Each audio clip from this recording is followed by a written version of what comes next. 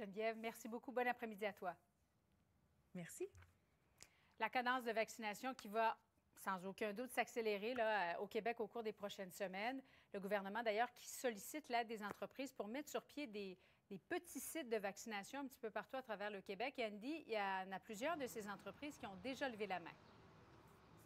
Oui, je dois vous dire, Julie, que le nombre, justement, d'entreprises là, qui se portent volontaires, justement, pour faire et mettre sur pied des petits centres de vaccination, eh bien, le nombre est déjà assez impressionnant.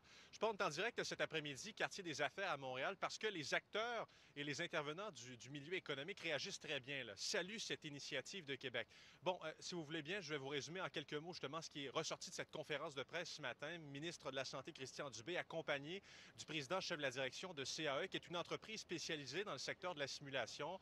On fabrique notamment des simulateurs de vol, on produit des respirateurs artificiels depuis le début de la pandémie, accompagné aussi du directeur, celui qui s'occupe de la campagne de vaccination au Québec, Daniel Paré. Québec se donne un objectif très clair, vacciner via et par l'entremise des entreprises, Julie, environ 500 000 personnes au cours des prochains mois. Comment on va faire ça? Bien, on lance un site, vaccinationentreprise.com. D'ailleurs, ce site est accessible au moment où on se parle. Les entreprises peuvent s'inscrire, doivent respecter certains critères. On pense, entre autres, à la superficie du bâtiment.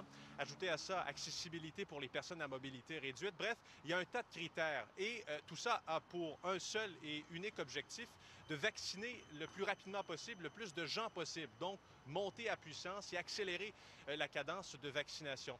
Julie, vraiment, les acteurs du milieu économique réagissent très bien. Et si je prends l'analogie, par exemple, de Charles Milliard de la Fédération des chambres de commerce du Québec, il me disait tout à l'heure en entrevue, au moment où on se parle, et il y a depuis un certain temps, là, les entreprises étaient finalement sur le banc des joueurs, là, si on parle de hockey. Maintenant, c'est le temps pour eux de sauter sur la glace et de contribuer en allant compter des buts, finalement, en vaccinant des gens.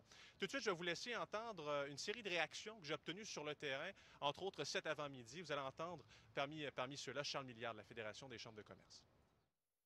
Ça fait un an que les entreprises se sentent un peu sur le banc des joueurs à ne pas pouvoir agir concrètement pour aider le gouvernement. Alors là, c'est vraiment l'occasion de jouer un rôle proactif, de dire on veut mettre la main à la pâte, on veut mettre des sous aussi parce qu'il y aura des sous d'impliquer là-dedans. Et d'embarquer sur la glace. Et d'embarquer sur la glace et de marquer des points, en fait, avec le gouvernement. On va devoir prendre le know-how qu'il y a dans les centres de vaccination publique, le transférer rapidement dans le secteur privé. Donc, on s'attend tout à fait à ce que le ministère de la Santé et la Santé publique puissent nous appuyer pour pouvoir rapidement mettre en place les bonnes pratiques, les bonnes procédures. On a fait un sondage à la FCE auprès des PME. Puis au Québec, c'est la moitié des PME qui avaient comme préoccupation le lent rythme de vaccination au pays. Donc aujourd'hui, qu'on annonce la volonté du gouvernement de participer avec le privé, d'accélérer la vaccination, c'est une bonne nouvelle là, pour le Québec. Alors, tout ça va prendre forme, Julie, au cours des prochains mois. On veut mettre sur pied un peu partout au Québec, là, une vingtaine, voire même peut-être une cinquantaine de petits centres de vaccination qui devront respecter des critères, comme je le disais un peu plus tôt. Et je dois vous dire en terminant que c'est aux frais des entreprises. Donc, c'est les entreprises qui doivent s'occuper de mettre ça sur pied. Ils vont assumer les coûts. Par contre, tout ce qui est matériel médical, par exemple, les vaccins, ça, c'est Québec qui va s'en charger. Je pense en direct du quartier des affaires pour vous cet après-midi sur les ondes de LCN. Merci beaucoup, Andy. Faisons le point maintenant sur ce conflit de travail